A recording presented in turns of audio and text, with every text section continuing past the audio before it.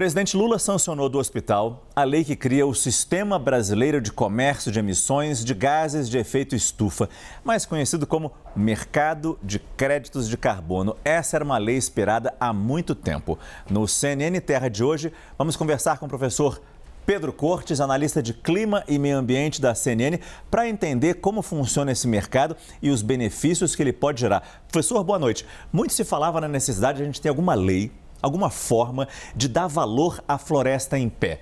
Será esse mercado de carbono que vai fazer isso? Boa noite, Márcio. Boa noite a todos. Exatamente isso, porque não só valoriza a floresta em pé, e eu já vou explicar como esse mecanismo funciona, mas também valoriza a recuperação florestal e a transição energética. Então, é uma lei que era muito esperada, né? E ela demorou muito tempo porque passou por várias negociações no Congresso, porque junto com ela virá uma regulamentação dos níveis de emissão de vários setores da economia. Então, por exemplo, o agronegócio ficou de fora dessa lei porque ele apresenta emissões muito difusas, nem sempre facilmente quantificáveis, né, emissões de gases de efeito estufa. Então, eles negociaram para ficar de fora. Mas vários outros setores vão ser afetados com essa regulamentação e vão poder comercializar créditos carbono. Bom, vamos explicar então como funciona essa lei. Sim, nós temos uma arte que mostra que, por exemplo, vamos imaginar que uma indústria, ela está emitindo gases de efeito estufa, por exemplo, o CO2, né, além de um determinado limite permitido. Esse excedente, ele pode ser capturado por uma floresta em recuperação. Então, para que isso aconteça, a indústria ela compra títulos que financiam essa recuperação florestal. Esses títulos são os créditos de carbono. Ou seja, é uma conta na prática de soma zero. O que ela emitiu a mais é retirado da atmosfera, por exemplo, por uma floresta que está sendo recuperada.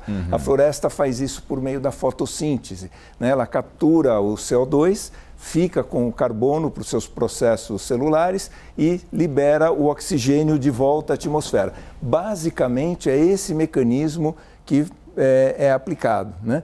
Isso pode ser feito não só nacionalmente, então uma indústria ou um setor que esteja emitindo mais do que a lei vai especificar, do que a regulamentação vai especificar, ele poderá comprar esses créditos, né? Mas também nós poderemos vender esses créditos para o exterior.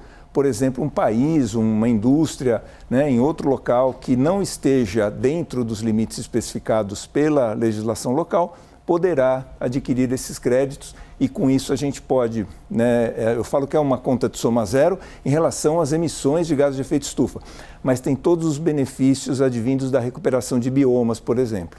Além da floresta, que outras atividades podem gerar créditos de carbono?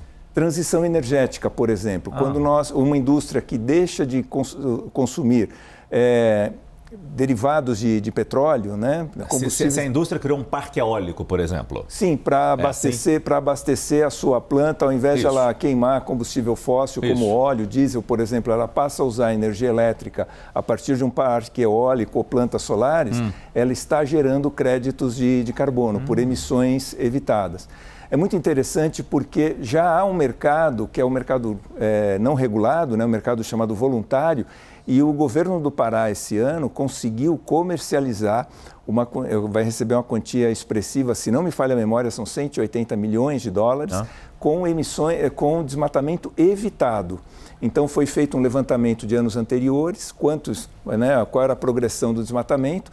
Essa progressão, né, se encerrou, né, o desmatamento encerrou, então com base nesse desmatamento evitado, ele vai receber créditos de carbono. Agora, isso poderá ser feito dentro de um mercado regulado e é importante mencionar, ele é auditado e certificado, vai ter um órgão específico da União que vai se encarregar disso, ou seja, não é um comércio feito de qualquer maneira, não. Isso tem lei e com multas que poderão chegar a 20 milhões de reais em caso de irregularidades. E é muito simbólico, há quase um ano, há menos de um ano da COP30 aqui no Brasil, em Belém, termos regulado isso que era tão esperado. Era fundamental até como um cartão de visitas. Assim, nós temos o que mostrar em termos de recuperação ambiental, créditos carbono, transição energética.